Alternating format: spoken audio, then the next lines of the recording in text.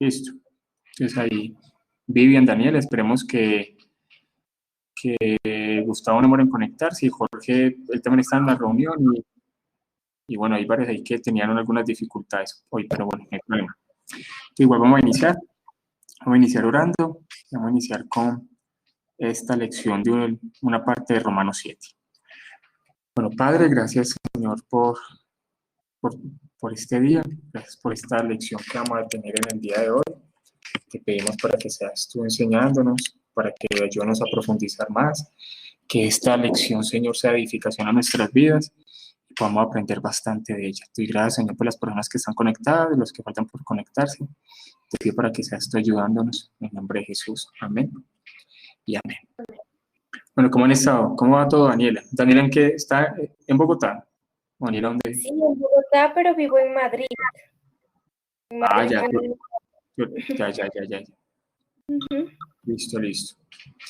Listo. Entonces, vamos a iniciar con esta parte. Ahí esperemos mientras los otros van conectando.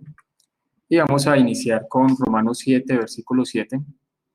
Estos versículos son, digamos, de alguna forma complejos en varias cosas. Igual la palabra siempre tiene versículos complicados.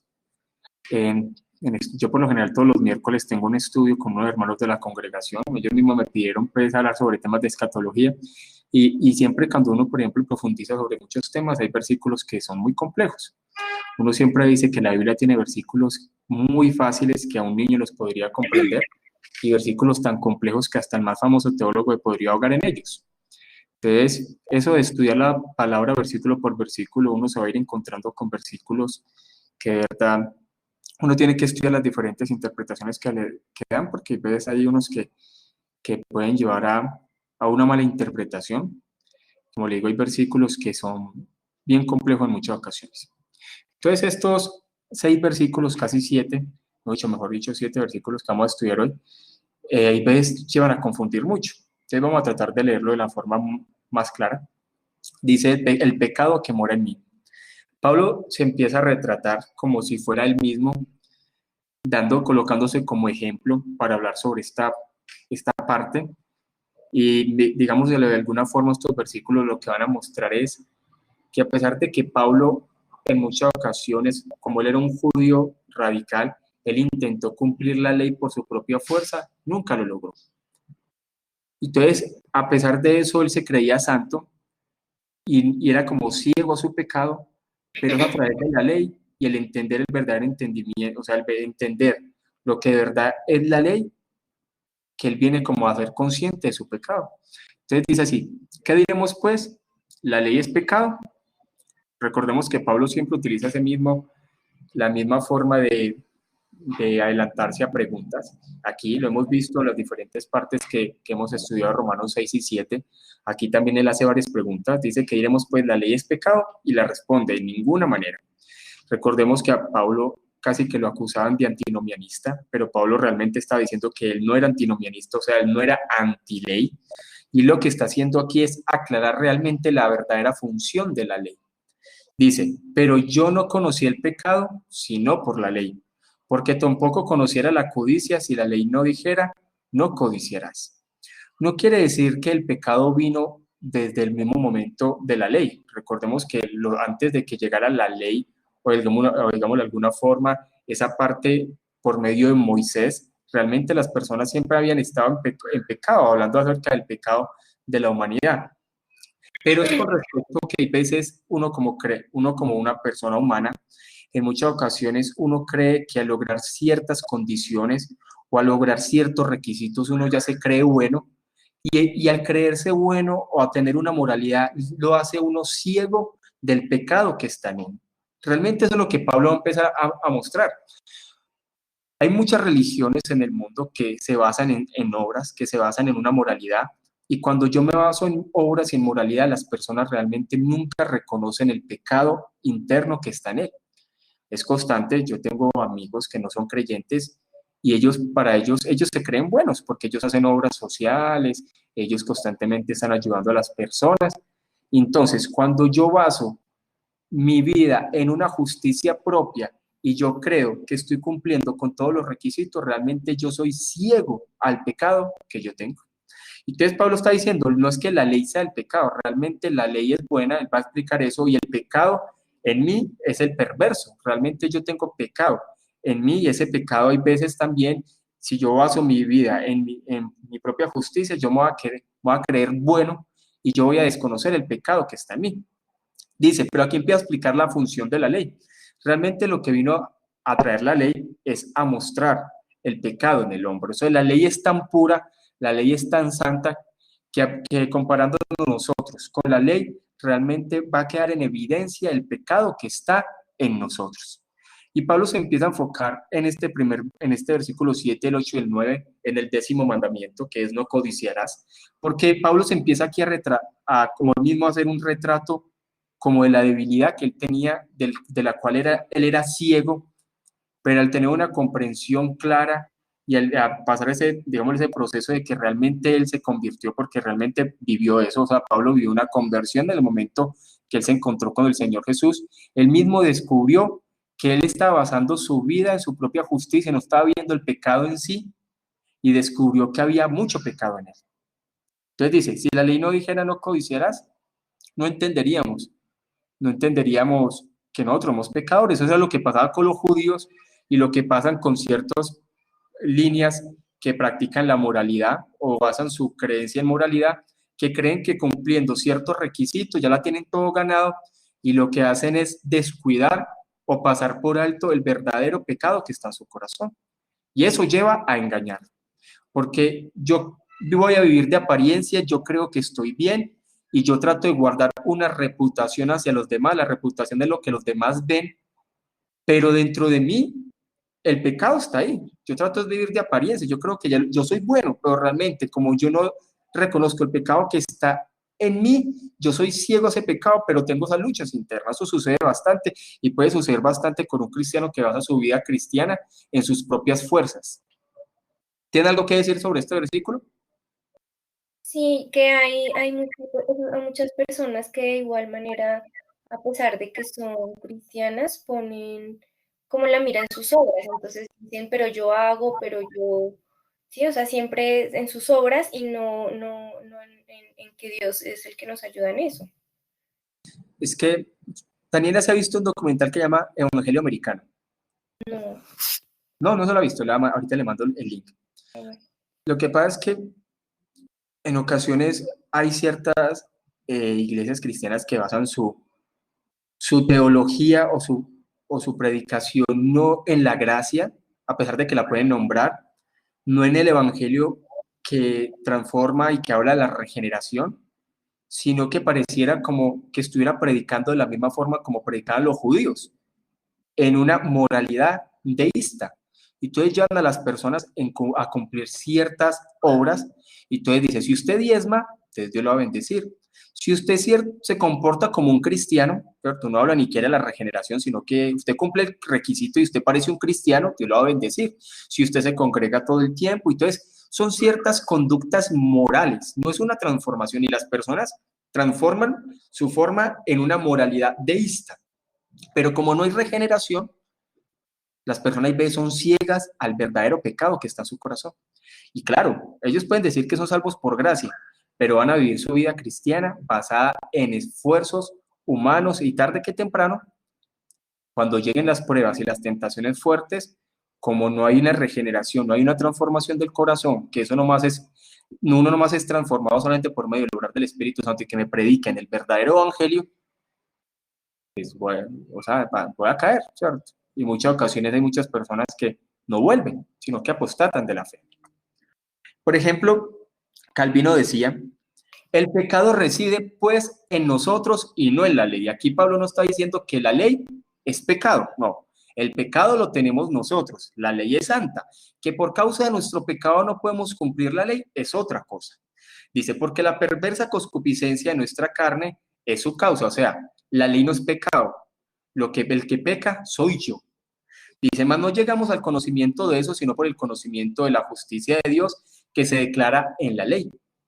No es preciso, sin embargo, entender que si la ley es imposible distinguir entre lo bueno y lo malo, sino que, o bien nosotros tenemos los ojos de la inteligencia demasiado ofuscada cuando tratamos de ver nuestra perversidad, o bien que por envanecernos nos hacemos necios realmente, como se deduce de lo que se dice después. Ya vamos a ver que Pablo realmente era ciego ante su propio pecado.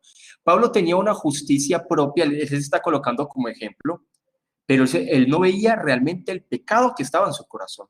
Él lo vino después al tener ese encuentro con el Señor Jesús. Realmente Pablo no es que ya antes se hubiera convertido, realmente Pablo se convirtió y vino a entender el pecado del hombre, que realmente él estaba viviendo una justicia por su propia fuerza que no salva, y él entendió que realmente esa justicia era en vana. Él todavía tenía mucho pecado para el cual él era ciego. Y eso nos puede pasar a nosotros. Creer que nosotros ya cumplimos con todos los requisitos y ser ciegos al pecado propio o ser ciegos a nuestros pecados. Y eso nos puede pasar a todos. Como yo les digo, realmente cuando uno profundiza en la palabra y cuando uno entiende lo que es el evangelio y la maldad del corazón, uno antes cada vez se ve más pecado en uno. Uno ve cosas que antes uno no veía y uno dice, yo soy pecador en esta área. Porque el verdadero evangelio me lleva a mí a analizarme mi corazón y estarme analizando no mis propias justicias, sino que yo avanzo, es por la gracia de Dios, el pecado que está en mí. Y yo tengo que estar constantemente analizando mi vida. Por eso la palabra dice velad y orar. O sea, yo tengo que estar velando cómo está mi vida, cómo estoy diariamente ante Dios. Romanos 7:8 dice, más el pecado, yo les dije que estos versículos son complicados. Dice, más el pecado tomando ocasión por el mandamiento produjo en mí toda codicia, porque sin la ley el pecado está muerto. Y entonces aquí Pablo, como les había dicho, se está colocando de ejemplo, y Pablo se está colocando de ejemplo de que él realmente era una persona codiciosa y que él no lo había visto antes. Recordemos que existen de los 10 mandamientos, recordemos que de los 10 mandamientos se derivan otras conductas. Eso es que cuando uno estudia los 10 mandamientos y si le predica a la iglesia, un solo mandamiento es como un paquete de varias cosas. No podemos ser tan ciegos como el joven rico y decir, no, es que yo ya todo lo cumplí. Y por eso el joven rico también era codicioso. Le costó seguir a Jesús. Recordemos que los otros mandamientos son casi de carácter externo, pero el 10º mandamiento habla del corazón. Por eso es que Pablo se está profundizando en el 10º mandamiento. Dice, más el pecado tomando ocasión por el mandamiento, realmente es el mandamiento que me muestra quién soy. No es cumplir un requisito, no es cumplir la religiosidad, sino que el mandamiento me muestra realmente quién soy yo y se produjo en mí toda codicia. Porque sin la ley, el pecado está muerto. A pesar de que los judíos seguían un montón de instrucciones, de tradiciones, ellos estaban ciegos a su propio pecado. Por eso es que Jesús constantemente les decía que ellos solamente vivían era de apariencia, pero no había una regeneración. Y Pablo entendió eso en su vida. Y es algo que nosotros también tenemos que entender en nuestra vida, que no vivamos un cristianismo de apariencia, porque eso hay veces sucede bastante, ¿cierto? Yo por tratar de guardar una reputación y por tratar de parecerme un buen cristiano, voy a vivir una vida de apariencia, pero realmente dentro de mí no hay transformación. Es cierto, como yo les dije, no me acuerdo, hace 8 días les dije que yo había escuchado un video de cómo también Paul Washer hablaba ante diferentes pastores y les decía, pastores, yo estoy seguro de que muchos de ustedes no han nacido de nuevo. Hay pastores que pueden tener un conocimiento bíblico muy grande, pueden tener una vida moral muy alta, pueden tener unos estándares de cristianismo muy altos y nunca haber nacido de nuevo, como líderes, como cantantes, como predicadores. Y es donde uno tiene que analizar, porque es que hoy casi no se predica sobre el tema de la regeneración. Y esto que está hablando Pablo, está hablando de que él lleva una justicia propia y él vino a entender de que realmente él era codicioso y que había mucho pecado en su corazón que él antes no había visto. ¿Alguien tiene algo que decir sobre este versículo 8? O preguntas, no sé. Sebastián. Hermano, Sebastián, sí. Buenas noches. Quería preguntarle, cuando dice, porque sin la ley el pecado está muerto, significa que, o sea, bueno, tal vez daría a entender que antes de Moisés, todo lo que pasa con Noé bueno, con las generaciones atrás, como no había esa ley, o la ley mosaica, entonces todo ese tiempo realmente no había pecado. O incluso cuando se habla, por ejemplo, en la creación, cuando tienen, bueno, entre hermanos, se casan, todo eso, y muchos justifican eso con que, bueno, todavía no había ley para eso, y pues, entonces después con Moisés vino la ley, entonces ahí es donde recién se vuelve pecado. Entonces, ¿cómo podríamos tomar Recordemos, esa sí, explicación? sí. Recordemos que pecado hay desde el primer, o sea, desde Adán y Eva pecaron, o sea, Adán y Eva pecaron, ya hay todo, ahí su vida es pecadora, ¿cierto? Toda su descendencia nació pecadora. Por eso vemos que desde el inicio, lo de la Torre de Babel, lo del diluvio, o sea, realmente entendemos que había pecado y juicio para la humanidad por causa del pecado de las personas. Lo que sí sucede es que a pesar de que hay una conciencia interna, el hombre por su corazón y el propio pecado lleva a que el hombre se enceguezca, digámoslo así, sea ciego ante su propio pecado. Y lo que vino a traer la ley es mostrar la realidad del pecado en el corazón del hombre. Por eso es que hay muchas personas que se creen justas, pero cuando llegan a la palabra se aterran. Hay mucha gente que le dice, mire, yo siempre que yo le he contado este caso, que siempre que me reúno, por ejemplo, con la familia de mi esposa, muchos de ellos se creen buenos. Y entonces siempre tocan el caso, pero ¿por qué a estas personas les sucede esto si son personas tan buenas? Y siempre uno dice, pero es que no hay nadie bueno. Y entonces ellos se aterran, ¿cierto? Entonces, cuando a las personas se les confronta con la palabra, empiezan a entender que realmente hay pecado en su corazón. Yo tengo una señora que mantengo colocándola de ejemplo, ella es testigo, ella era testigo de Jehová y ella se creía buena por las obras que hacía, porque los testigos de Jehová también basan su religión en obras, en lo que ellos pueden hacer, una justicia personal. Y cuando ella llegó, digámoslo así, pues donde nosotros y todo eso, ella al final entendió y dijo, Carlos, yo ahora me siento pecador, pecadora, como no me había sentido antes. Porque es que de verdad la palabra nos revela la maldad que hay en nuestro corazón. Yo soy pecador, pero yo puedo ser ciego a mi pecado. Entonces, antes de que la ley viniera, igual la gente era pecadora, pero muchos de ellos, a pesar de ver el pecado, eran ciegos a sus propios pecados. Lo que vino a traer la ley era mostrarle al pueblo de Israel de que ellos eran pecadores y que necesitaban de Dios, y la ley no fue puesta para que ellos vivieran una justicia propia. La ley fue puesta para que ellos reconocieran su pecado y pidieran ayuda de Dios. Porque recordemos que en el Antiguo Testamento también hay gracia y la salvación siempre ha sido por gracia. La ley lo que vino a traer es mostrar la maldad del pecador y que las personas reconocieran que necesitaban del perdón de Dios por su gracia. ¿Sí?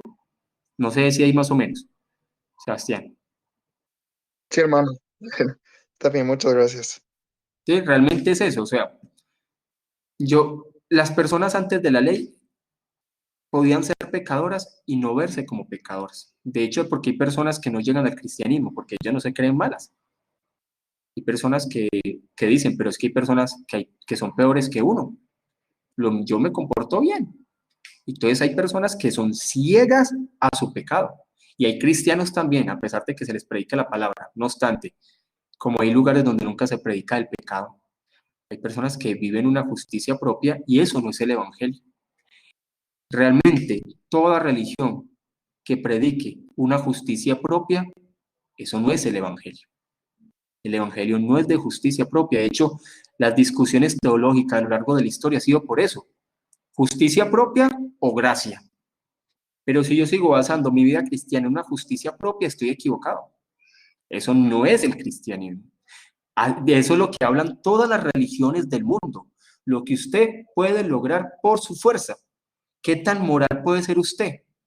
Hay religiones que basan eso. Ustedes ven los hinduistas, ustedes ven hasta los musulmanes en ciertas líneas, el catolicismo, los testigos de Jehová, los mormones, o sea, la mayoría de las religiones en el mundo es ¿qué puedo hacer yo para salvarme por mi propia fuerza? Basado en una justicia propia. Los judíos es igual a las otras religiones también, el judaísmo en el tiempo de Jesús. El evangelio a lo largo de la historia siempre ha hecho, es Dios el que hace la obra, la regeneración es Dios el que hace las personas, la santificación es de Dios y toda la obra es de Dios. Obviamente no es algo pasivo cuando hablamos de la santificación, sino algo que Dios nos va moviendo. Pero si yo no entiendo el verdadero evangelio, que es el que verdaderamente salva, yo me voy a llevar unas sorpresas. Probablemente hay personas que pueden escuchar un evangelio, pero como no les predican el evangelio verdadero, nunca han sido salvas.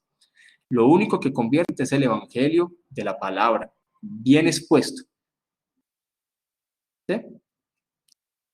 ¿Tiene algo para decir? Incluso, ¿Sebastián, qué la pasó? ley incluso, la ley incluso nos, o sea, lleva a toda la gente, ¿no? A cerrar la boca, porque a veces pensamos, como usted decía, que somos justos o cuando nos encontramos con personas, pero cuando los confrontamos con la ley, entonces es ahí donde choca muchas personas y dicen, pero no puede ser que sea mala, entonces es para cerrar la boca de todos los hombres y que realmente todos se sometan a la santidad y a la superioridad de Dios y que vean su realidad, como también usted decía.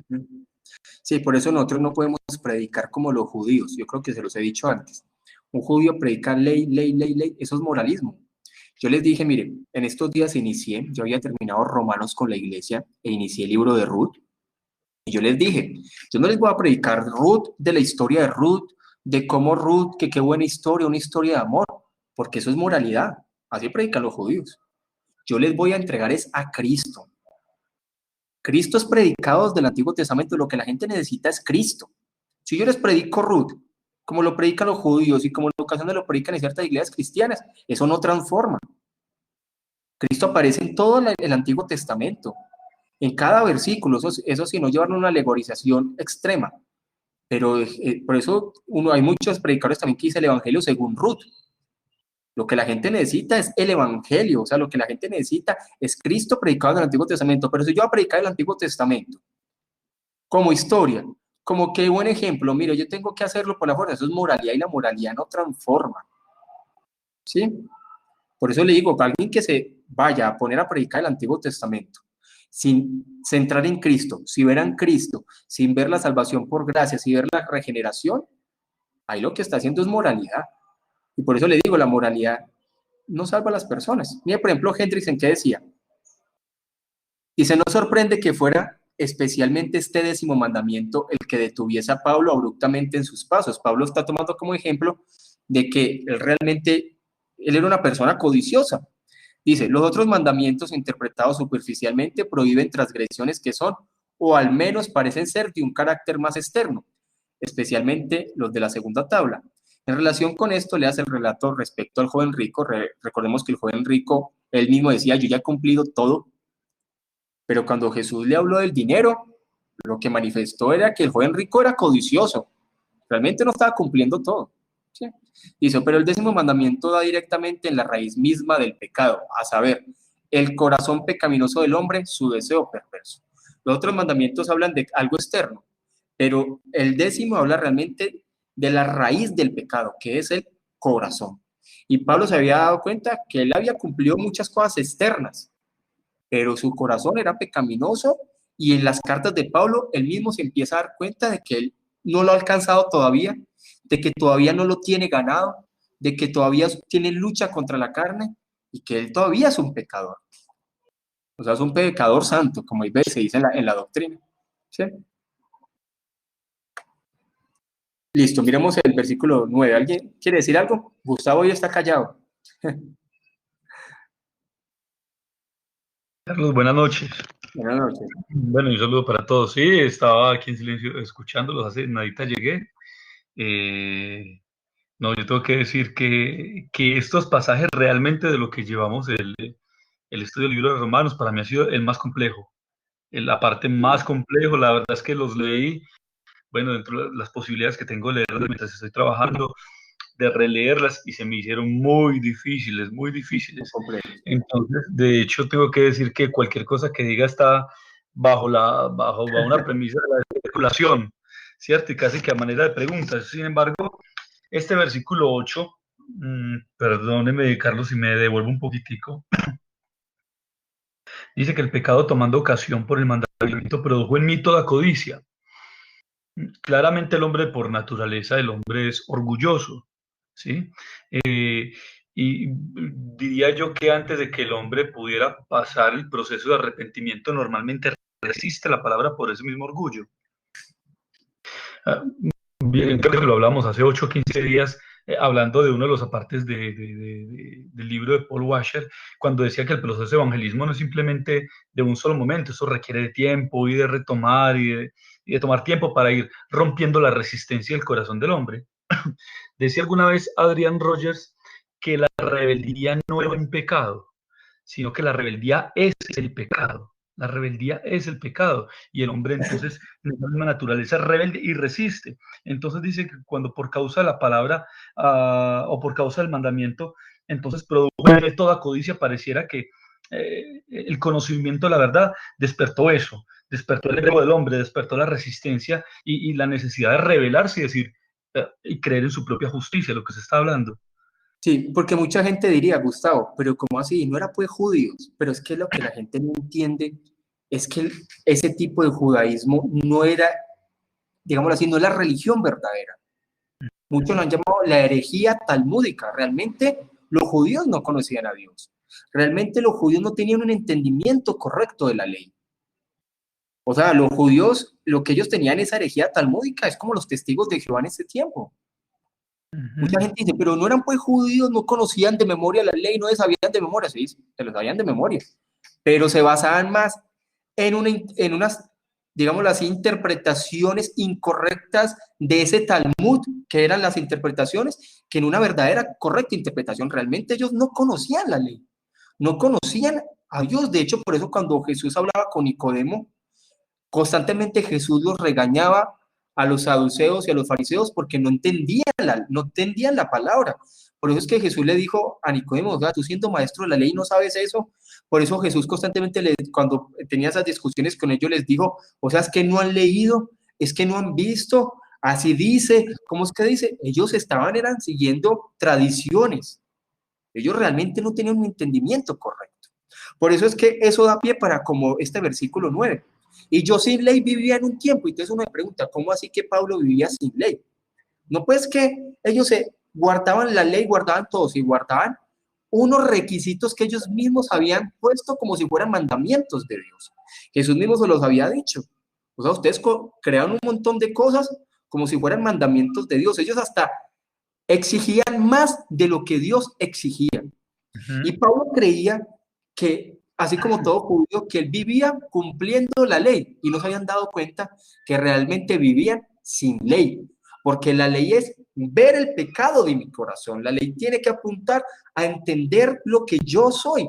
Y ellos lo que hacían era cumplir un montón de requisitos y eran ciegos a su pecado. O sea, toda su religión se basaba en hacer cosas externas y nunca, ni en el Antiguo ni en el Nuevo Testamento, el mensaje de Dios fue para hacer cosas externas ni justicia propia. Siempre ha sido reconocer el pecado y rendirnos a Dios y la regeneración. En el Antiguo Testamento también había regeneración. Y Pablo lo dice, yo en un tiempo vivía sin ley, a pesar de que él mismo ha dicho que fue un judío extremo y que todo lo cumplía, todo lo que le exigía el judaísmo lo cumplía. Pero él mismo dice, pero venido el mandamiento, el pecado revivió y yo morí. O sea, Pablo llegó a un momento donde él entendió que realmente era pecador. Y que él entendió y tuvo entendimiento de que él era pecador y realmente él el que entendió era su corazón. Y mire el versículo 10 va a decir eso, o sea, él entendió que él era pecador y él entendió que a pesar de que tenía una justicia propia, esa justicia propia, como lo dicen otras cartas, no servía para nada. O sea, esa justicia propia era como trapos de inmundicia. Y dice, y al entender que él mismo era pecador, dice, el pecado revivió y yo morí. ¿Me escuchan ahí?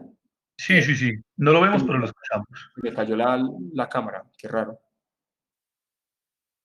Pero yo vuelvo a conectar. Pero mira acá. Pero sí me escuchan. Sí, sí. Sí. Entonces, miren esta parte que realmente cuando yo entiendo el pecado que está en mí, yo me veo pecador. Es algo común cuando a las personas les predica el evangelio, pues yo les coloco aquí unos casos.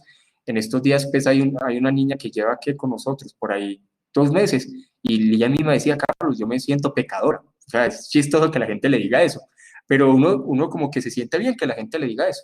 A mí me aterraría, me dijeran, no, es que yo me siento bueno. Realmente uno lo que debe llevar es a mostrar el pecado del corazón de las personas y que las personas lloren por su pecado. Entonces pareciera que cuando se predica sobre el pecado, la gente se da cuenta que es pecador. Por eso uno constantemente predica sobre el pecado. Y todo lo que dice que Pablo entendió, revivió y él entendió que él era un pecador, que realmente no era bueno y que realmente su propia justicia no servía para salvarse por sí mismo.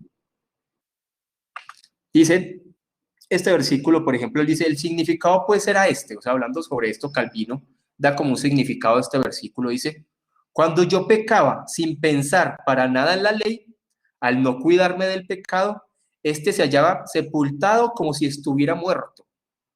Y como no me consideraba como pecador, estaba satisfecho de mí mismo, pensando poseer la vida como si estuviera en mi casa. La muerte del pecado, según Pablo lo indica, es la vida del hombre, y por el contrario, la vida del pecado es la muerte del hombre. Realmente lo que Pablo va a entender es que realmente él estaba muerto en sus delitos y en sus pecados, y que su propia justicia no lo podría salvar. ¿Qué opinan sobre eso? O sea, mire por ejemplo lo que dice Calvino, o sea, estaba satisfecho de sí mismo. Es que un judío se sentía satisfecho, un judío se creía bueno, o sea, un judío se creía lo mejor. Mire lo del joven rico. Estaba satisfecho de mí mismo pensando poseer la vida, como si estuviera en mi causa. Pablo creía que la tenía ganada, pero al entender que era el pecador, sabía que no lo tenía ganado. Por eso es que Jesús constantemente les decía, yo vengo, es por los enfermos, dándole a entender, como ustedes se creen que están sanos, yo no vengo por ustedes. Yo vengo es por los que saben que están enfermos. Mejor dicho, Jesús les decía, como ustedes se creen tan buenos, yo no vengo para ustedes, yo me creo es para los que se creen pecadores. Y por eso es que a Jesús lo mantenían molestando, que por qué se sienta con pecadores, como ellos se creían los súper santos, que mejor dicho, que caminaban por el aire, no se juntaban con ciertas personas, pero Jesús sí, porque el mismo Jesús dijo, es que yo vino fue por los pecadores, yo no vine por los que se crean buenos, dando a entender varias veces que él daba como esas frases. ¿Qué dicen sobre esto? Sí, Carlos, entonces, digamos, en ese caso, en la condición de una persona, bueno, no hablemos de una persona como si fueran otros, en nuestro propio caso, ¿cierto? Que muchas veces creímos que, que éramos aceptos delante de Dios por nuestras buenas maneras. Realmente aplica esto que miro aquí en Apocalipsis capítulo 3. Voy a tratar de resumir ese versículo 1, cuando dice, yo conozco tus obras, que tienes nombre de que vives y estás muerto. Contundente. Contundente, dice, se vigila y afirma las otras cosas que están por morir. Hay obras que es producto, o sea, obviamente el creyente tiene que producir obras, pero no es obras en su propia fuerza, sino que esas obras nacen de la fe, ¿sí? Recordemos que hay un versículo en el libro de Hechos que hablan de eso, que habla acerca de esas obras de la fe, o sea, yo no soy salvo por obras, yo soy salvo por gracia, pero hay unas obras que pertenecen a esa regeneración y es claramente que mi forma de actuar tiene que ser diferente. O sea, la regeneración tiene que ser evidente. No obstante, no es moralismo, sino es una transformación del corazón. Dice Vivian, sin la ley todo sería permitido y uno raramente creería que está bien, porque la ley es la que pone de manifiesto el pecado, sí. Pero yo entendiendo que soy un pecador, porque la ley se puede predicar y yo me puedo creer como el joven rico, que lo cumplo todo. Yo puedo decir, bueno, yo no adultero, yo no robo, yo eso, y yo puedo creer que la tengo todo ganada. Es entender el pecado de mi corazón. ¿Sí me van a entender ahí? Sí, correcto. Hacer la diferencia, que eso ya lo hablamos en algún momento, entre el regenerado y el reprimido. ¿Sí? Lamentablemente las iglesias están llenas de reprimidos, pero no de regenerados. Eso es muy cierto. Sebastián iba a decir algo que vi que abierto el micrófono y... Es algo igual lo que pasa con Jesús, ¿no? Y los judíos. Cuando los judíos le dicen, pero nosotros no hemos pecado. Y Jesús les dice, ¿por qué dicen que no hay pecado en ustedes? su pecado permanece en ustedes todavía. O sea, realmente el pecado te enceguece a tal punto de que realmente no sientes que estás en pecado. Es tan profundo nuestro pecado que no podemos ver, no podemos escuchar el evangelio. Por más que han tenido a ellos a Jesús de frente, no pueden escuchar, no pueden oír, porque su pecado permanece en ellos. Y lo único que puede hacer el hombre es nada. Es que Dios actúa en el hombre para que recién pueda escuchar, pueda ver y entender el evangelio. Aún hasta ser consciente de nuestro pecado es una obra del Espíritu Santo. Hay que entender eso. El hombre no es consciente de su pecado por sí mismo. La única forma en que yo puedo ver mi pecado es por medio del obrar del Espíritu Santo. Por eso es que la palabra dice que el Espíritu Santo vino a convencer de justicia, de juicio y de pecado. La obra de regeneración, la obra de conversión, es cuando también yo entiendo mi pecado. Por eso cuando uno predica la palabra y una oración que uno constantemente hace es: Señor, que a través de la predicación las personas puedan ver su pecado. El ministerio del Espíritu Santo es mostrar el pecado que hay en el hombre. Hay personas que no pueden llegar a esa conciencia del pecado que está en sí, porque no hay un obrar del Espíritu Santo en él. Se seguirán creyendo buenos. Se seguirán creyendo que están bien, que tienen sus cositas, pero hay personas que están peores. La única forma es eso, o sea, la única forma de yo llegar al arrepentimiento también es por medio del Espíritu Santo. Por eso es que hay un versículo que me parece que está por ahí en Timoteo que dice que Dios quizá le conceda arrepentirse. Todo es por gracia, hasta ver nuestro propio pecado es por gracia también. No es que el hombre sea capaz de ver su pecado, eso es mentira. El hombre realmente no es capaz de ver su propio pecado, sino es Dios obrando en él. Aún en la revelación general o lo moral que tienen las personas es algo que es de Dios, ¿no? Porque hay personas, bueno, que no pueden ser convertidas, pero que entienden en ciertos aspectos de lo que es bueno, lo que es malo, pero aún esos aspectos son hechos por Dios mismo. Pero recordemos que hay un entendimiento del pecado del corazón que me lleva a arrepentimiento. Y hay un entendimiento del pecado que está en mi corazón que me lleva a un remordimiento.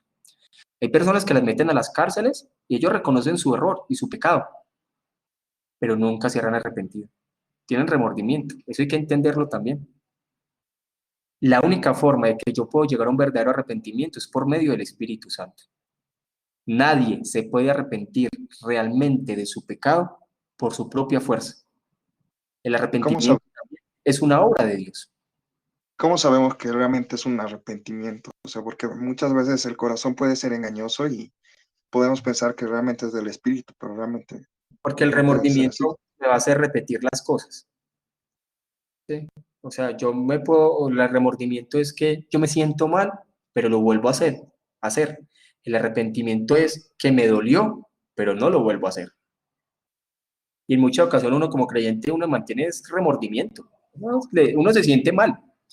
Y uno hay muchas cosas que hacen tedioso y uno se siente mal, pero lo sigue haciendo. Ahí no hay arrepentimiento. El arrepentimiento es, me duele, clamo, lloro, pero me aparto. Porque lo demás, si yo no me aparto es porque solamente me duele y me siento mal. Porque a veces el pecado lo puede hacer uno sentir mal, pero uno se arrepiente. Y eso sucede mucho, ¿cierto? Uno se siente mal, pero no se aleja del pecado. Quiere decir que no es un verdadero arrepentimiento. Un verdadero arrepentimiento, me alejo del pecado. El remordimiento es que le fallé a Dios, me siento mal. Sí, les muestro la diferencia ahí. Sí. ¿Sí? Romanos 7, 10 al 11 dice, y hallé, mire que Pablo dice que él tuvo un proceso, porque Pablo también tuvo un proceso de conversión, dice, y hallé que el mismo mandamiento que era para vida, él entendió, Pablo entendió lo de la ley, ese mandamiento que debería de producir en mi vida, que yo a veces creía, Pablo decía que yo creía que guardándolo por mi propia fuerza podía conseguir vida, a mí me resultó para muerte. O sea, ese mandamiento que es santo, que Dios lo colocó, que debe producir vida, a mí me resultó para muerte. ¿Por qué? Por el pecado del corazón del hombre. Dice, porque el pecado, tomando ocasión por el mandamiento, me engañó y por él me mató. Mejor dicho, yo no voy a ser capaz de vivir una vida cristiana devota si no hay regeneración en mi corazón. Mejor dicho, digamos de alguna forma, yo no voy a poder cumplir la ley si no hay una regeneración, si no hay una circuncisión de mi corazón. Y va a ser imposible. ¿Por qué? Porque ese mandamiento, si yo lo voy a hacer por mi propia fuerza, no voy a ser capaz. Porque hay pecado en mi corazón. Y el pecado me va a llevar a vivir de apariencias y voy a creer que lo cumplo, pero realmente no. Eso es un trapo de inmundicia ante Dios. No estoy cumpliendo nada. Porque lo que Dios mira es la regeneración, es una transformación. Por tanto, Pablo dice, es imposible, se convirtió en mí para muerte, porque el pecado que está en mi corazón, al entender el mandamiento, me engañó, ¿sí? Y por él me mató, dando a entender que realmente es imposible para el hombre vivir, para agradar a Dios por su propia fuerza, y lo que yo muestro es que realmente hay pecado en mí y que yo estoy muerto en pecado. O sea, Pablo lo que está experimentando es una vida aquí, viviendo por su propia fuerza y dando a entender que no es así. Miren, yo una vez estuve estudiando este capítulo con otros pastores. El capítulo no es fácil, como dice Gustavo. Entonces, analizábamos varias formas sobre este capítulo y era, bueno, podría ser que Pablo al inicio de su vida cristiana, él vivió al inicio de su vida cristiana una parte intentando él vivirla por su propia fuerza. Y él mismo se dio cuenta que no era así. Puede ser una conclusión, ¿cierto? Yo digo que todos nosotros como creyentes al inicio de nuestro cristianismo vivimos así. Intentamos y creemos que podemos vivir una vida cristiana por lo que yo pueda hacer, por mi justicia propia. Y a medida que va pasando el tiempo, uno se da cuenta que así no es, y es imposible. Probablemente Pablo vivió eso en su inicio de su vida cristiana. Recordemos que Pablo inició su ministerio 11 años después de su conversión, casi 13 años después de su conversión. Pablo tenía que tener un proceso de crecimiento, de madurez y de formación de carácter. Y hay veces nosotros iniciamos así, eso también es como hace parte del inicio de la vida cristiana, creer que nuestra regeneración y la formación de nuestro carácter es por nuestra propia fuerza y nos vamos a chocar muchas veces y no va a ser así.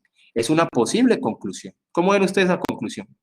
Yo le digo, a mí me pasó por muchos años, y no por un añito, por muchos años yo llevé mi vida cristiana por mi propia justicia, por aparentando, siendo y yo mismo me di cuenta que, o sea, eso es lo que yo viví, era una apariencia. ¿Ustedes qué opinan de eso? ¿Qué dicen? Daniela, Gustavo, Sebastián, Vivi. Carlos, sí, tiene su sustento. Tiene sustento lo que usted dice, porque no solamente en su vida cristiana, sino en su vida ministerial. Porque Pablo, déjeme, yo miro aquí en 1 Corintios capítulo 2, versículo 4, dice, y ni mi palabra ni mi predicación fue con palabras persuasivas de humanas sabiduría, sino con demostración de espíritu y de poder. Lo que significa entender que pareciera, no sé si fue por en Hechos capítulo 16 o 17, cuando Pablo estaba exponiendo el evangelio delante de los filósofos y entendidos de la época en un lugar llamado Areópago, sí presentó una predicación, pero parecía que su predicación fue mucho más intelectual, mucho más en su conocimiento, mucho más sostenido en su propia experiencia y habilidad, ¿cierto? Entonces, claramente parecía que definitivamente Pablo, y como nosotros, yo lo digo por mí, no que me haya pasado, sino que a veces me sigue pasando, que a veces uno justifica que hay cosas que delante de Dios son aceptadas por mi propio esfuerzo, por el aplauso de la gente, por la buena opinión de las personas. Entonces, eso es engañoso. ¿No se escucha? No se escucha.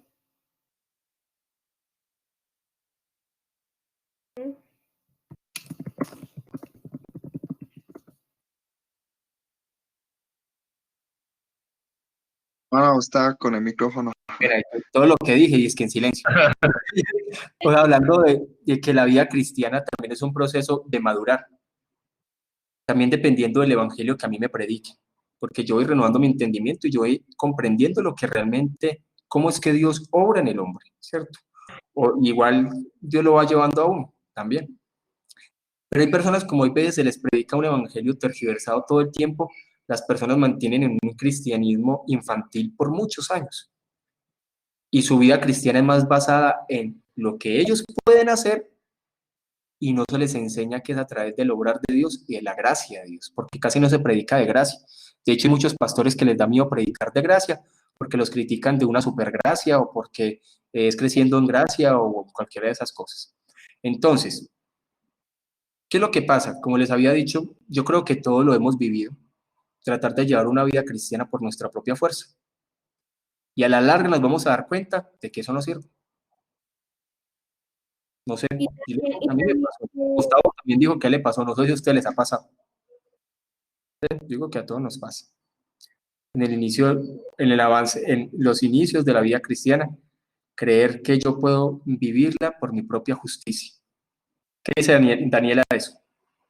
No, que también digamos cuando uno recién empieza, pues los mandamientos uno los mira como muy superficial, no tan a fondo. Entonces por eso uno también cree que es fácil o que uno lo puede cumplir, pero a medida que uno va aprendiendo y todo se va dando cuenta de que no es así, que uno está cada vez más mal. Sí, realmente uno es consciente. Uno va madurando. Por eso, formar un liderazgo y formar una iglesia madura no es de la noche a la mañana. Eso lleva tiempo. Que las personas sean limpiadas por la palabra, que las personas se sujeten a la palabra, hablar con las personas, predicarle, y que las personas no vivan de apariencia, sino que de verdad entiendan la verdad del evangelio. ¿Sí? Dice, Perdón, o sea, sí. un segundo. Sí, solamente una aclaración. Y mira, a mí todo este estudio de Romanos me ha llevado a pensar no solamente que yo vivía justificándome, sino que creo que sigo viviendo justificándome en mis propias formas de vida. ¿Y sabe cuál es el problema? Que nosotros nos han enseñado que nuestra salvación es por fe, pero no nos han enseñado que nuestra salvación es por gracia. Porque cuando nos dejan a mitad del mensaje, creemos que la fe la podemos generar nosotros mismos y que hay algo de nosotros, ¿cierto? Ese es el pedacito, lo que usted dice. Lo que pasa es que hay veces dentro del protestantismo ven la fe como una obra, ese es el problema. Y la fe es un don de Dios. Entonces, los creyentes creen que la fe, que el creyente puede producir fe. Se le mantiene diciendo, póngale fe, usted puede, su fe todo lo puede. Y entonces ven como que la fe es un poder místico que el creyente tiene, ¿no? Y la fe es un don de Dios. Y también es el obrar de la gracia de Dios en la vida del creyente. Dice, y fue así que el judío Gasmoño, bueno, ahí Hendriksen se le dice Gasmoño, no sé a qué, además me imagino que un judío, por su propia justicia, el que tenía poco conocimiento de sí mismo, se imaginaba que empeñándose mucho podría ganar la vida eterna. O sea, lo que hemos hablado, Hendriksen también habla sobre con respecto a ese versículo. Pablo creía que él esforzándose mucho podía ganar la vida eterna. Puede ser o después de la conversión o está hablando también antes de la conversión. Ahí pues podemos tener esas dos conclusiones. Dice, hubo un tiempo en que también Pablo era de la misma opinión, como le indica Filipenses 3:6. Esto fue antes de descubrir que todas sus obras justas no eran mejores que trapos de inmundicia. O sea, Pablo llegó un momento a entender que su propia justicia no valía nada, que si él intentaba ganarse la salvación por su propia fuerza, se estaba engañando. Así que también para Pablo ese mismo mandamiento, cuya intención era de dar vida, en realidad le trajo muerte, porque Pablo empezó a conocerse a sí mismo. Por eso les digo, hay dos tipos de evangelio que se predican hoy en día. Un evangelio engañoso que le dice, tú eres capaz, tú todo lo puedes. Es un evangelio antropocéntrico. Y otro evangelio que le dice, mira el pecador que está en ti, que me lleva a mirar a Dios. Y es un evangelio teocéntrico. Por eso le digo, hay que analizar en qué tipo de evangelio, en qué tipo de iglesia estamos y qué tipo de evangelio nos están predicando. Porque también depende del tipo de evangelio que me prediquen, si realmente hay una iglesia o no hay una iglesia, o si realmente podemos ver la transformación de las personas o no. Dice Hendriksen también con respecto a esto, yo coloqué estos dos comentarios para profundizar sobre ese versículo que es bien complejo, dice, Gustavo averiguó qué es gasmoño. Dice, persona que finge ser muy devoto, modesto, cuidadoso en cuestiones de moral. Bien interesante. O sea, un judío gasmoño. O sea, alguien que intentaba justificarse o ganarse la vida eterna por sí mismo. Dice Hendrickson con respecto a este versículo.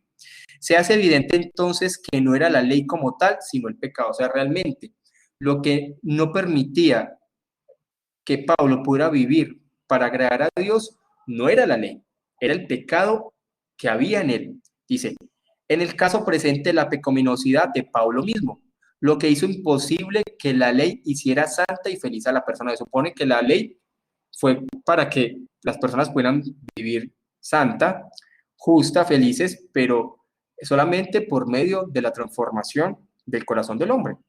Por la justicia propia jamás iba a lograr nada, dice.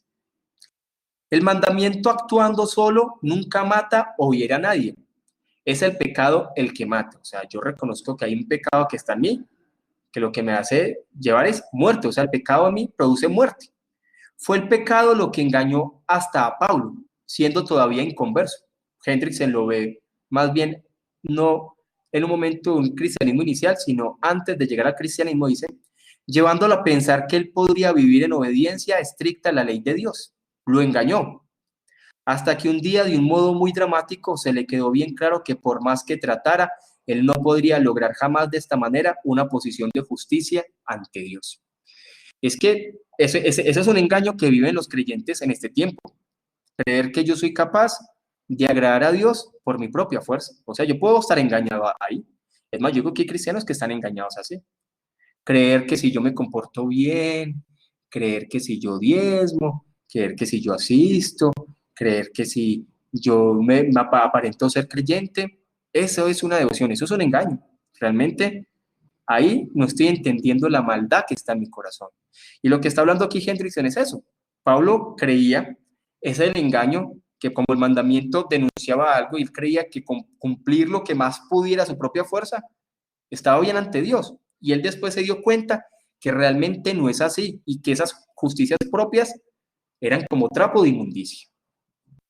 Como yo les he dicho, hay cristianismo que puede ser como el judaísmo de antes. Es más, ahí ustedes saben que hay iglesias protestantes que son legalistas en forma. O sea, le exigen más a las personas de lo que la Biblia exige.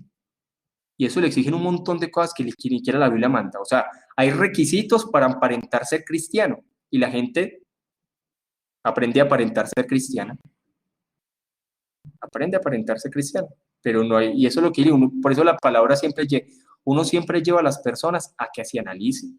Uno siempre lleva a las personas a que se sacudan. Uno siempre lleva a las personas a que miren y se revisen. Dice el versículo 12, de manera que la ley a la verdad es santa. O sea, la ley no es el pecado es el que está en mí, pero la ley es santa y el mandamiento santo, justo y bueno. Que yo creer que soy capaz de cumplirlo por mi propia fuerza es un engaño. Por eso le digo, hay que tener cuidado con evangelios de moralistas, porque los evangelios moralistas, eso no llevan a que las personas vivan una vida transformada, o sea, la transformación solamente de los verdaderos creyentes, pero si hay lugares donde me predican a mi moralidad y no regeneración, y me predican a mi ley y no gracia, hay que entender que igual cuando uno predica gracia también predica la ley, cuando uno predica regeneración también predica disciplina, pero si yo dejo de predicar regeneración y gracia como la palabra me la muestra, eso, la gente va a vivir engañada, creyendo que por su propia fuerza está agradando a Dios. Y hay gente que cree que va a ir para el cielo, que porque no bebe, que porque no fuma, que porque no, y van directamente al infierno. ¿Sí ven el engaño? ¿Qué opinan? Daniela, ¿qué opina Daniela? No, que sí, no, que estoy de acuerdo. Lo que pasa es que ese versículo pues ya es como más como la conclusión, ¿cierto?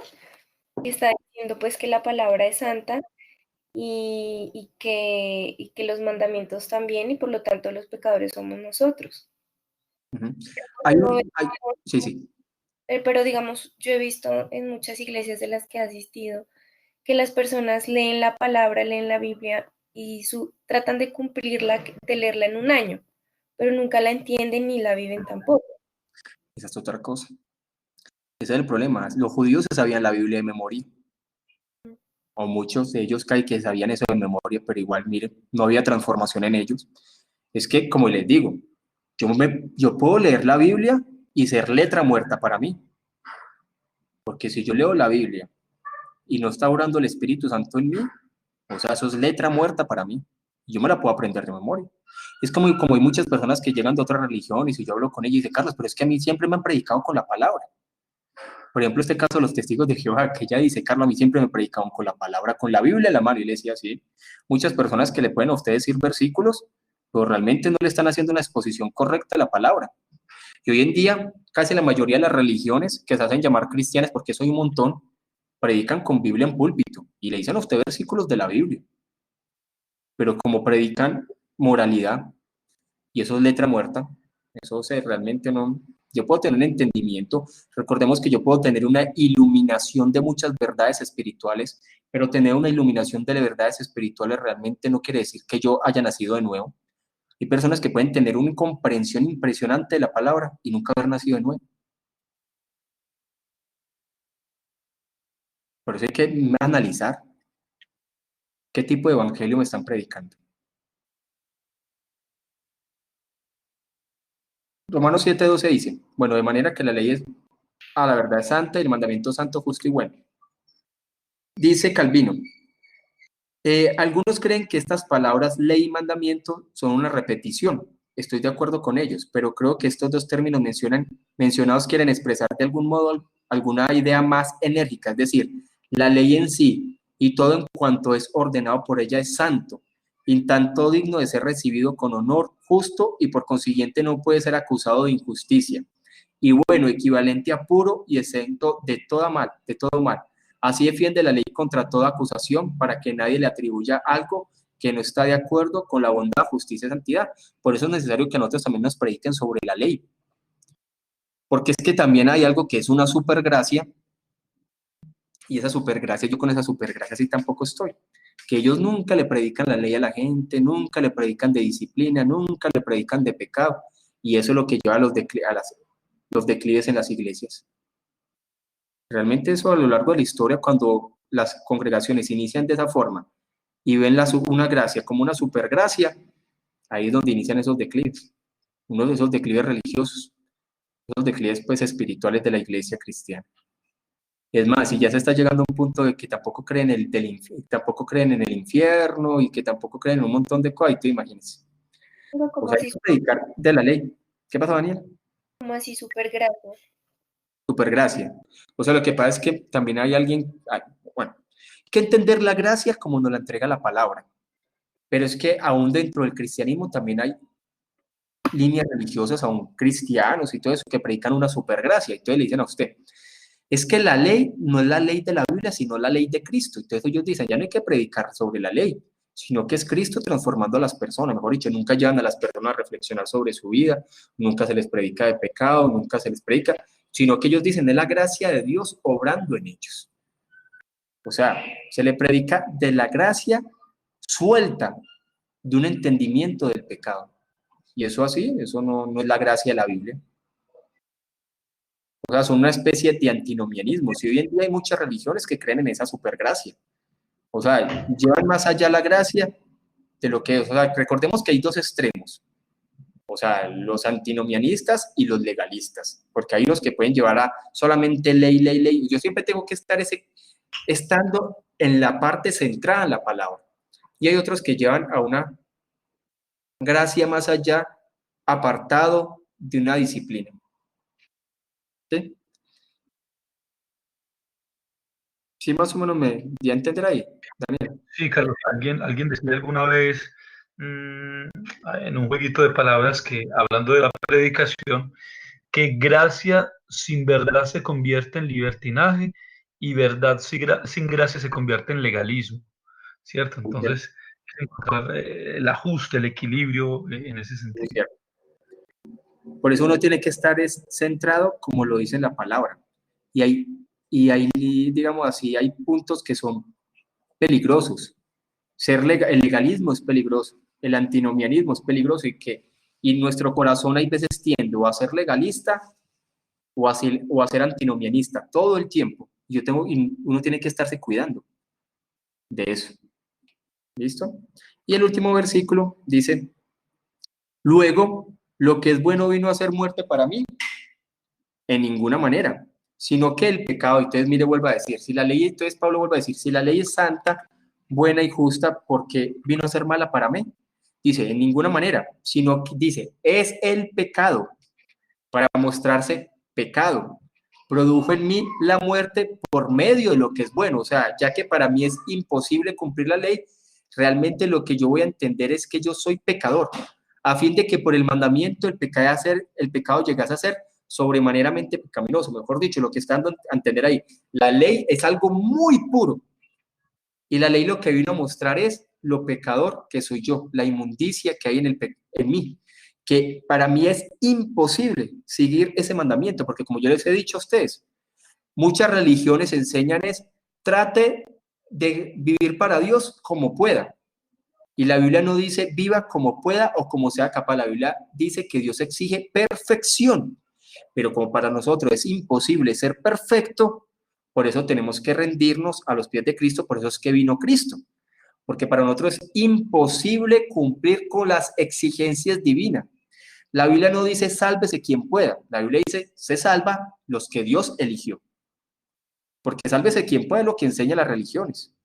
Tratar de cumplir por mi propia fuerza es lo que enseñan las religiones, pero la palabra dice que es por gracia. ¿Por qué? Porque yo soy pecador, y el pecado que está en mí, el cual es imposible liberarme por mí mismo del pecado, si no es por el obrar de Dios, lo que muestra es que yo estoy muerto en mis pecados, y por tal motivo, ese mandamiento que es bueno y justo para mí es imposible de cumplir. Listo, entonces miremos este comentario, el último de Hendrickson, dice, en la transgresión del mandamiento lo que hace esto, dice, en el fondo, en consecuencia, la verdadera causa de la muerte es el pecado. Lo serio del carácter del pecado se hace evidente precisamente en este hecho, que para exponer al pecador hace uso de una cosa que en sí mismo es perfecta, a saber, la santa ley de Dios. Es precisamente esa blancura, es decir, la pureza moral y espiritual de los mandamientos de Dios, la que hace que se destaque más marcadamente la negrura del pecado. En el trasfondo hay un pensamiento consolador. Cuán majestuoso, santo, sabio y amoroso es el Dios que ha provisto una manera de quitar el pecado para los que confían en él. Pero nosotros, el pecado no se quita por nuestra propia fuerza.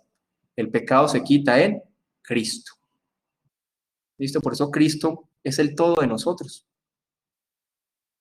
Conclusiones sobre este pasaje que es bien profundo y sobre lo que acabamos de estudiar. Conclusiones. ¿Qué opinan de estos versículos? Yo le doy dos muy sencillas. Bueno, y casi que hasta tres, Carlos. Sí. Una, lo que ya dijimos, qué pasaje tan complejo. Realmente qué pasaje tan complejo, requiere mucho estudio, mucha profundidad, requiere tantos momentos como estos, dificilísimo. Segundo, nos invita a mirar nuestro corazón, realmente si nuestra confianza está plena y depositada en la obra de Cristo, ¿cierto? Yo por lo menos a título personal lo hablo, sería para examinarlo. Y lo tercero, entendiendo, y usted me corregirá, Carlos, que aunque la obra de regeneración depende 100% del Espíritu Santo, 100% del Espíritu Santo, requiere que quien dé el mensaje lo dé correctamente, ¿cierto? Claro. Porque si habla de que Pablo halló y entendió que había una situación de pecado, entendió y comprendió, requiere que esto no solamente llegue al corazón, sino que llegue a su mente, que sea bien comprendido, que sea bien enseñado. Por eso nosotros solamente predicamos, pero el que convence es el Espíritu Santo. Recordemos el caso de Lidia. Dice que Pablo predicaba y el Espíritu Santo abrió el corazón de Lidia para que comprendiera las Escrituras. Recordemos que cuando hay una correcta exposición de la palabra, cuando de verdad se expone al Cristo, el Cristo bíblico, el ministerio del Espíritu Santo es dar entendimiento y dar crecimiento a las personas. Por eso, el Espíritu Santo sí me habla, y me habla por medio de la palabra también. O sea, mejor dicho, el Espíritu Santo me habla por medio de la predicación de la palabra, donde yo tengo un entendimiento y cada vez voy teniendo un entendimiento correcto de la voluntad de Dios. Es que hoy en día las personas miden su espiritualidad por cosas extrabíblicas, por cosas salidas de la palabra. Hay que entender que es por medio de la exposición de la palabra, por medio donde mi entendimiento es iluminado. Y eso es lo que hace el Espíritu Santo todos los domingos y cada vez que yo estoy estudiando la palabra en diferentes lugares. Por eso, entre más me exponga a la palabra, más voy a conocer a Dios. Y entre más conozca a Dios, más voy a aborrecer lo que Dios aborrece. Es cierto, Carlos, porque obviamente en una predicación suelta, no profunda, no detallada, no correcta, o con herejías ahí de por medio del Espíritu Santo, de ninguna forma habrá regeneración pues en el corazón del hombre. Hablo del oyente. Y es que donde no se predica una palabra, o mejor dicho, donde no se predica la palabra, porque predicar no es decir versículos al azar, donde no se predica correctamente la palabra, realmente el Espíritu Santo no está transformando las vidas.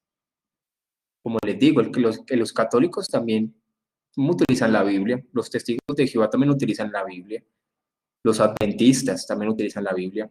Esta secta que nació en Colombia, creciendo en gracia, todo el tiempo le mantienen diciendo a las personas, traigan sus Biblias, y le predican la Biblia, pero le dan un enfoque completamente incorrecto, y es una hermenéutica incorrecta, es una exposición incorrecta. Por tal motivo, ahí el Espíritu Santo no obra. No quiere decir pues que el Espíritu Santo, entonces mucha gente dirá, es que el Espíritu Santo está ligado a la palabra. Si el Espíritu Santo él mismo inspiró la palabra, él también actúa por medio de la palabra. Es que pareciera que hay veces como que desconocemos el ministerio del Espíritu Santo, o desconocemos el obrar del Espíritu Santo, y por eso es que se le adhieren obras místicas al Espíritu Santo que no son de él. ¿Sí? Y realmente una persona llena del Espíritu Santo, una persona en donde tiene un entendimiento de la palabra y donde aprende a conocer lo que es bueno, lo que es correcto y lo que es incorrecto, una verdadera comprensión de la palabra, y ese es el discernimiento que las creyentes aprenden a tener. A mí me gusta mucho cuando, por ejemplo, las personas dicen, Carlos, yo ya ahora ya escucho una predicación y yo digo, no, esto no es de Dios. Yo escucho a alguien orar y yo digo, no, esto no es de Dios. O sea, porque las personas aprenden a ser maduras en un entendimiento bíblico. Y eso es lo que debe llevar un predicador, a que las personas puedan conocer más y más a Dios. Por eso todo el ministerio, todo lo que se haga en la iglesia tiene que ser por medio de la palabra. El crecimiento del liderazgo, la madurez de la iglesia, la adoración, todo tiene que ser por medio de la palabra. No es por medio de entretenimiento, no es por medio de show. Mire una frase que coloqué en estos días. Si ustedes quitan en una congregación las luces, quitan el entretenimiento, quitan tanta cosa y solamente colocan a un hombre predicar al frente de la palabra, ¿cuánto de la iglesia queda? Muchas ocasiones hay iglesias donde puede que quede muy poquita gente, porque hay personas que llegan a iglesias no por la palabra, sino por la comodidad, por el show, por el entretenimiento. Entonces hay muchas iglesias que si verdad colocan solamente y se centran solamente en la palabra, hay mucha gente que se va. ¿Quién va a entender ahí? Sí, O sea, las personas deben estar en las congregaciones por la palabra, no por otra cosa, es por la palabra. Hay gente que está en una congregación es que porque el grupo musical es muy bueno, ahí estamos graves. Y eso se ve mucho en los jóvenes. ¿Listo? ¿Qué opinan de todo esto para que pasemos a lo de Paul Watcher? Dice Vivian Barrera, si decimos que no tenemos pecado, nos engañamos a nosotros mismos y la verdad no está en nosotros. Si confesamos nuestro pecado, Él es fiel y justo para perdonar nuestros pecados y limpiarnos de toda maldad. Si decimos que no hemos pecado, le hacemos a Él mentiroso y su palabra no está en nosotros. Así es. Así es. Listo. Vamos a hablar un poco sobre este noveno capítulo del libro de Paul Watcher, que es un libro que es muy confrontador y es muy frentero, digámoslo así. Y él mismo habla que en este tiempo se está reemplazando las escrituras por la psicología o la sociología con respecto a la familia, ¿cierto? Y eso es claro. Hay personas que crían a sus hijos no en los fundamentos bíblicos, sino en los fundamentos de la sociedad.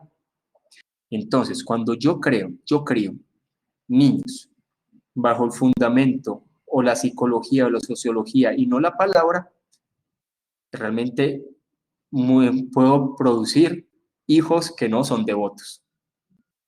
Y puede decir, pero si yo lo llevaba a la iglesia, es que realmente la principal función de la crianza de un niño no es llevarlo a la iglesia, solamente es que los padres los eduquen. Pero si los niños mantienen todo el tiempo en su casa solos, nadie les enseña la Biblia, no hay un altar familiar, no hay instrucción bíblica, por más que lo lleve a la iglesia, ahí no va a pasar nada. Eso uno lo deja claro, mire, eso es algo que uno reflexiona bastante sobre eso, porque uno lo que tiene que criar a sus hijos y a la familia es por estándares bíblicos. Eso no se basa en qué tan devoto es uno, realmente la familia de uno, ¿quién es? Usted sabe que en las iglesias hay muchos casos de niños que pueden crecer en la iglesia, pero realmente llegan a la adolescencia y se van. Eso pasa todo el tiempo en las iglesias. Y se preguntan, pero mira, nosotros lo teníamos desde chiquitico acá en la escuela dominical, con los adolescentes, pero ¿por qué se fue? Porque es que hay niños que no tienen ni fundamentos. Primero, sus padres no les dan fundamentos, y segundo, pues estando en escuelas dominicales y en clases de adolescentes apartados de los adultos, tampoco van a recibir fundamentos. Llegan a los colegios, llegan a las universidades, allá sí es con toda, y chao. Eso es lo que está pasando en muchas ocasiones con los niños y adolescentes que crecen en las iglesias. La principal responsabilidad es de los padres. ¿Sí?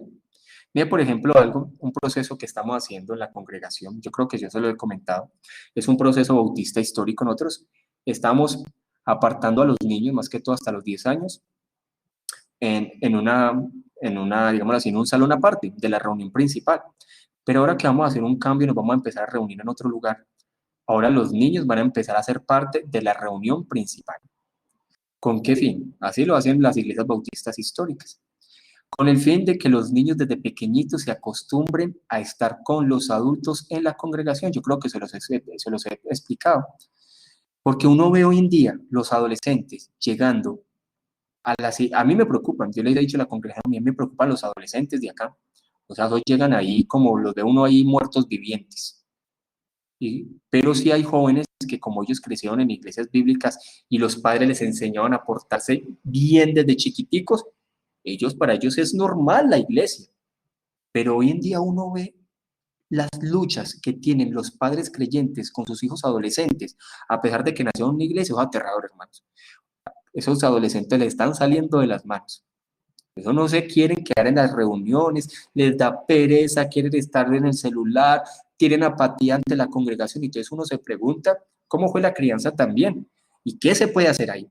Eso se está viendo en todas las iglesias. Es más, hay iglesias donde los adultos se reúnen y como los adolescentes son tan apáticos, se los mandan para afuera.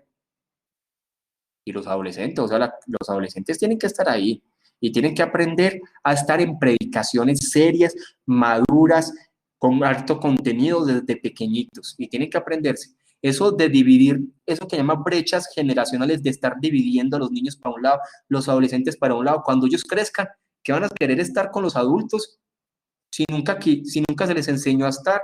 Y cuando ya están adultos no van a querer estar.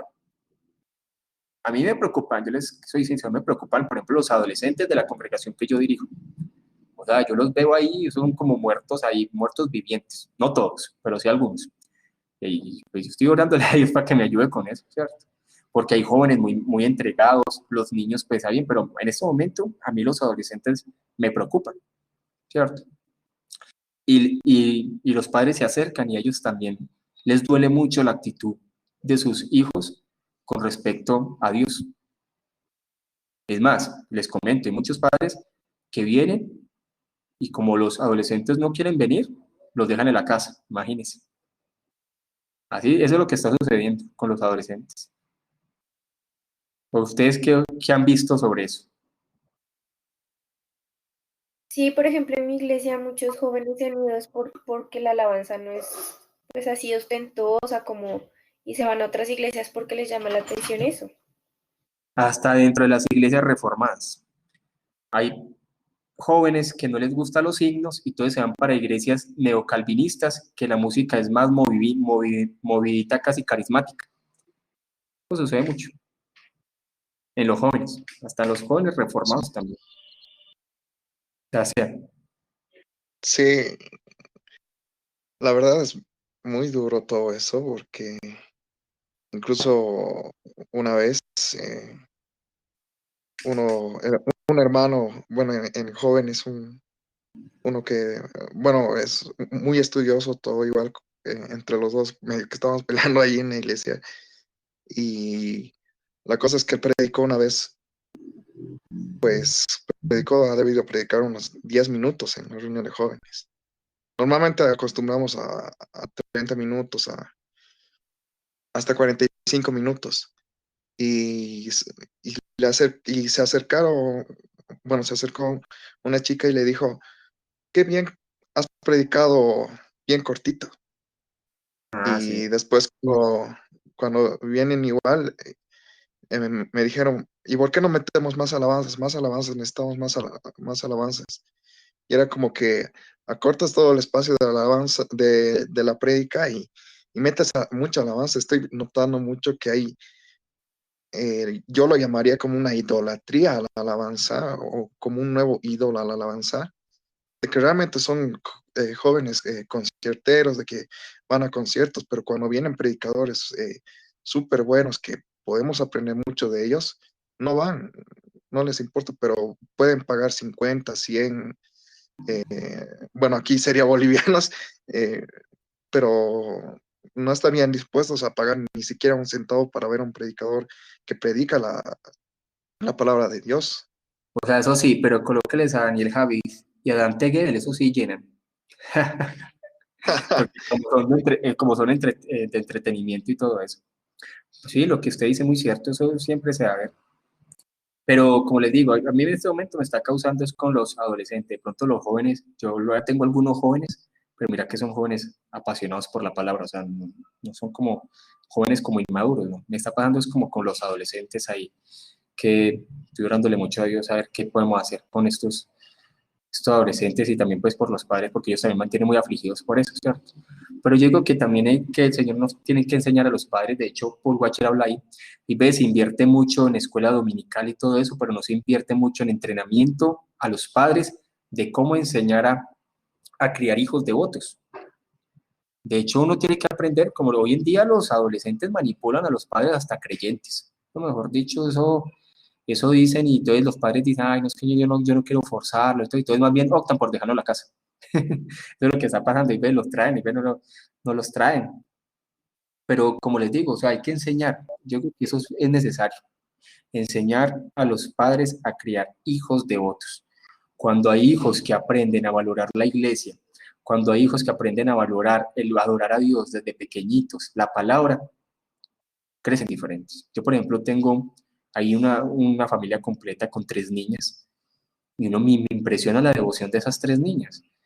Y entonces ella me explica, pero es que como ellos vienen de iglesias bíblicas desde muy pequeñitas, me dice, es que mi papá siempre desde pequeñito es, siéntese bien, quédese juiciosa, que no se vaya para el baño. Y ellos también crecieron en una iglesia donde los niños también estaban con los adultos. Y uno ver, por ejemplo, esas niñas tienen una devoción, una pasión, una entrega por Dios impresionante. O sea, quiere decir que yo realmente empezar a criar a los niños juntamente con los adultos y los padres, también estar en ese proceso donde los niños aprendan a valorar la iglesia, eso de verdad levanta niños devotos. Pero hay que enseñar también, que sea Dios ayudándonos también con eso. Porque hoy en día lo que estamos viendo es, como Paul Washer también dice, cultos cosméticos. Que porque la palabra se vio bien, que porque el culto salió medianamente bien y porque yo me sentí bien, entonces realmente estuvo bien, pues realmente puede que haya salido bien, la palabra sonó bien y todo eso, y no tener un crecimiento espiritual en las personas. Es que a veces medimos lo que sucedió en el culto porque las cosas salieron bien y no porque veamos una transformación en las personas. O sea, nos centramos más en lo decorativo, pero no en el crecimiento espiritual de las personas, porque hoy se habla mucho de positivismo, de coaching, hay pastores que saben más de coaching que de palabra, ¿sí? Y a las personas hay que levantarlos y a los niños hay que levantarlos con la palabra, que sea Dios ayudando. Y más, como yo les he dicho a ustedes que yo tallo mucho las familias por esos altares familiares. Y no hay altares familiares en el hogar. ¿Cómo va a ser que ¿Cómo se va a comportar bien un niño en un domingo? Si para ellos no es común que los padres se acerquen a adorar a Dios todas las noches o cuando puedan, y el altar familiar es necesario. O sea, es necesario donde el padre por lo menos ore, se cante un cántico, se lea una porción de la palabra, pero los altares familiares son fundamentales para la crianza de niños devotos. ¿Sí? Carlos, de todas maneras, bueno, yo pregunto algo y no sé si esto tenga que ver con un tema de psicología, además porque no conozco mucho el tema. Mucho no, de hecho no conozco prácticamente nada. Yo entiendo y claramente sé que los niños deben ser formados en la verdad, en la doctrina, no simplemente entretenimiento, ni dibujos, ni pintar, no, no, ellos deben ser formados en la palabra. Pero también creería yo hasta donde un niño tendría la misma capacidad de respuesta de un adulto, es decir, hablando del tono, hablando de la terminología y hablando del tiempo, ¿cierto? Escuchando la exposición de la palabra. Entonces yo creo que serían formas, o sea, enseñar lo mismo, pero darle una forma de acuerdo a la edad, por ejemplo. Por ejemplo, yo estoy de acuerdo con este modelo porque se supone que el niño tiene que preguntarle al padre cuando muchas cosas que no entiendan. Pero los niños también tienen desde chiquitico que acostumbrarse a estar en los servicios principales. Y es un proceso, puede que ellos no puedan tener un entendimiento todavía. Por ejemplo, hay iglesias donde le bajan, y entonces más bien no dice hasta los 10, sino que van a estar los niños pequeñitos aparte hasta los 5 años. Después de los 5, que de pronto están más entendidos, los mandan para allá. ¿Cierto? Como usted dice, también hay formas, pero yo conozco congregaciones donde están todos los niños y por lo menos esa edad, de 1 a 5, a 4, a todo eso, los niños aprenden a comportarse, aprenden a estar con los adultos, están ahí por lo menos, que para ellos ya sea natural ese ambiente. A medida que vayan creciendo, se va acrecentando, si hay terminologías que no comprende, para eso es que están los padres, para explicarles. De hecho, yo tengo un padre que desde llegó con nosotros, a sus 2 hijos, él nos los manda para nosotros, como les dije, nosotros vamos a pasar un proceso en abril donde vamos a dejar la escuela dominical a las 10 y el servicio principal a las 11. Pero él desde que llegó, él tiene a sus 2 hijos ahí, y esos niños son juiciosos. Esos niños sí se quedan ahí sentados toda la predicación. O sea, eso también va en los padres. Porque yo les digo, uno también llega a las iglesias cristianas, llegan los terremotos, hermano. Ahí es donde Dios nos tiene que ayudar. Y hablo también por mi hija. De hecho, Dios nos ayuda, es cierto. O sea, que nos ayude, pero es un proceso que tenemos que hacer. Es cierto, y se requiere pues que primero los padres se formen, porque es que los padres están entregando toda la responsabilidad a los encargados en la iglesia, y se requiere que los encargados en la iglesia también se formen, ¿cierto? Porque el estudio no solamente está de parte del predicador, es que todos asumimos que el predicador o el pastor es el único que debe estudiar. No, y es necesario, y para eso es un proceso. Yo sé que hay padres que los hijos se les salen de las manos, pero entonces ahí van a estar las maestras de los niños también dispuestos a ayudar, porque es un proceso que tiene que dar. Es algo que vamos a hacer a partir de abril, donde los niños van a estar con los adultos y van a recibir su clase en la mañana, ¿cierto? Y después todos nos unimos en una sola reunión. Igual ya hay niños que lo están haciendo. O sea, ya hay padres que ya vienen en el proceso con ellos porque ellos vienen también de iglesias así. Entonces ellos tienen ahí los niños se sientan y se comportan bien. Y les enseña, yo digo que eso es un proceso de enseñanza, que a veces es complicado para ciertos niños, pero es necesario. Como usted dice, es necesario y que los niños sean enseñados en la palabra, y un niño que crece así, para él después no se le va a hacer raro estar en una congregación, porque él creció ahí, ese es su ambiente, más que todo es por eso, ¿sí me va a entender? Porque un niño que se mantuvo todo el tiempo alejado de los adultos, crece a los 13, que es una edad bien complicada, adolescencia, y lo que estamos viendo con ciertos padres, como nunca estuvo ahí, para él eso va a ser aterrador, va a ser un tormento. Porque una iglesia de pronto que esté en una iglesia carismática, que lo haga reír y eso, pero cuando es una iglesia bíblica que de pronto es más serio, poco entretenimiento, eso para él es duro, digo, eso es lo que está pasando, para ellos es duro. Que de pronto los procesos sean diferentes en iglesias donde el predicador es chistoso, donde la alabanza es entretenida, donde hay mucho entretenimiento y eso, pues un adolescente va a llegar ahí y se va a sentir en su salsa, pero en iglesias reformadas o bíblicas es diferente. ¿Sí? Sí, sí. Bueno, aportes que tengan para ir terminando. Último aporte y para ir terminando. ¿Quieren decir algo adicional? ¿no? Entonces vamos a orar. Ahora para terminar ahí. Bueno, Padre, te damos gracias por este tiempo, por esta porción de Romanos capítulo 7. Gracias por ayudarnos a profundizar en estos versículos.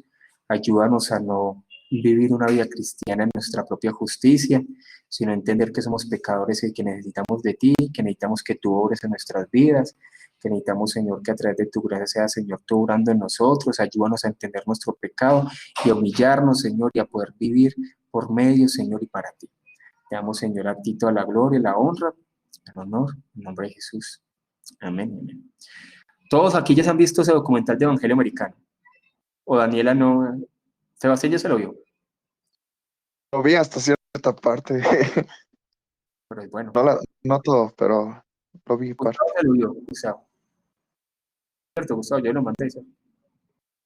Sí, Carlos, yo lo vi completo. Lo que pasa es que yo tengo un problema, veo las cosas, películas, series, yo qué sé, y no soy bueno reteniendo, entonces creo que tendré que volverlo a ver, pero sí lo vi completo. Yo la mandaré ahí por el grupo, Daniela, para que lo pueda ver. Que sí, Ay, que a ver. Es muy bueno. Cierto, es bueno para que lo vean ahí. Bueno, Dios los bendiga entonces. bueno, que descansen. Igual. Bendiciones. Bendiciones.